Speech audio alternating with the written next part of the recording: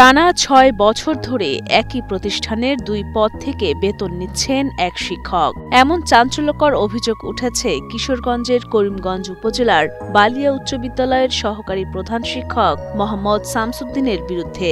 আমি বলছি সম্প্রতির সাথে আমাদের 2টা বেতন একবার তুলুন। সহকারী প্রধান প্রধানের একটা বেতন আমরা তুলুন না যায়, তবু সে আমার কথা শুনছে না শুনে সে বেতন তুলছে। অভিযোগ রয়েছে প্রতিষ্ঠানটিতে একাধিক সিনিয়র শিক্ষক থাকা সত্ত্বেও পাশ কাটিয়ে ভারপ্রাপ্ত প্রধান শিক্ষক হন শামসুদ্দিন। সেই দায়িত্বে থাকা অবস্থায় সহকারী প্রধান শিক্ষক পদে বিজ্ঞপ্তি প্রকাশ করেন নিজেই। এমনকি প্রার্থী হয়েও আবেদনপত্র গ্রহণ ও বাছাইয়ের কাজও সম্পন্ন করেন শামসুদ্দিন। শুধু মৌখিক পরীক্ষার দিন ক্ষণিকের জন্য দায়িত্ব ছেড়ে অংশগ্রহণ করেন নিজে, আর সেখানেই সহকারী প্রধান শিক্ষক পদে নিয়োগ পান তিনি। এরপরই 2013 থেকে 2018 সাল পর্যন্ত শিক্ষক শামসুদ্দিন একই সঙ্গে ভারপ্রাপ্ত প্রধান শিক্ষক ও সহকারী প্রধান শিক্ষক পদ থেকে উত্তোলন করেছেন বেতন। সেই সাথে 6 বছরে অন্তত 12 লাখ টাকা আত্মসাতের অভিযোগ রয়েছে তার বিরুদ্ধে। আসলে তিনি বেতন 2টা নিয়েছেন, নিয়োগের মধ্যে সে পদত্যাগও করেন নাই, সাচিবিক অবস্থায় উনি নিয়োগপ্রাপ্ত হন। কিন্তু পূর্বে যে প্রজ্ঞাপন জারি হয়েছে, সে প্রধান শিক্ষক না থাকতে সহকারী না থাকতে সিনিয়র জুনের 2011 সালে হলো। ওই সময় তিনি এই পদ থেকে পদত্যাগ করেন।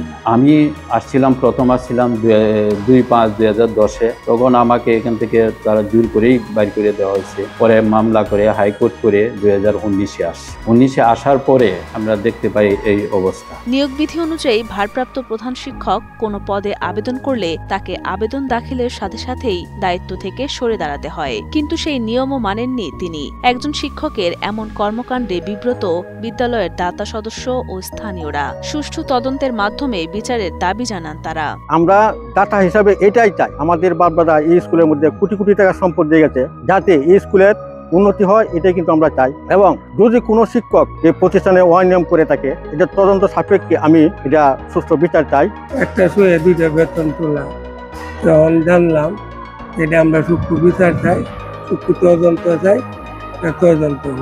তবে সকল অভিযোগ মিথ্যা ও নিছক ষড়যন্ত্র বলে দাবি করেন অভিযুক্ত শিক্ষক মোহাম্মদ শামসুদ্দিন। বরং তাকে হেয় করার জন্যই পরিকল্পিতভাবে এই অপপ্রচার চালানো হচ্ছে বলেও অভিযোগ তার। আমার বিরুদ্ধে একটা চক্রান্ত দীর্ঘদিনই হয়ে আসছে। এর আগেও এরকম নাম না জানা বিভিন্ন ধরনের মিথ্যা অভিযোগ আমার কাছে হয়েছে, কিন্তু দেখা গেছে এই সমস্ত অভিযোগের কোনো শেষ পর্যন্ত ভিত্তি না পায়া উনি আর আমার বিরুদ্ধে কোনো ব্যবস্থা নিতে পারেন নাই। অভিযোগের সত্যতা পাওয়া গেলে প্রয়োজনীয় ব্যবস্থা নেওয়া হবে বলে জানান জেলা মাধ্যমিক শিক্ষা অফিসার শামসুন্নাহার মাকসুদা। অভিযোগ পেয়েছি, আগের যিনি সহকারী প্রধান ছিলেন বা ভারপ্রাপ্ত প্রধান শিক্ষক ছিলেন, এটারও অভিযোগের জন্য তদন্তের দায়িত্ব দেওয়া হয়েছে।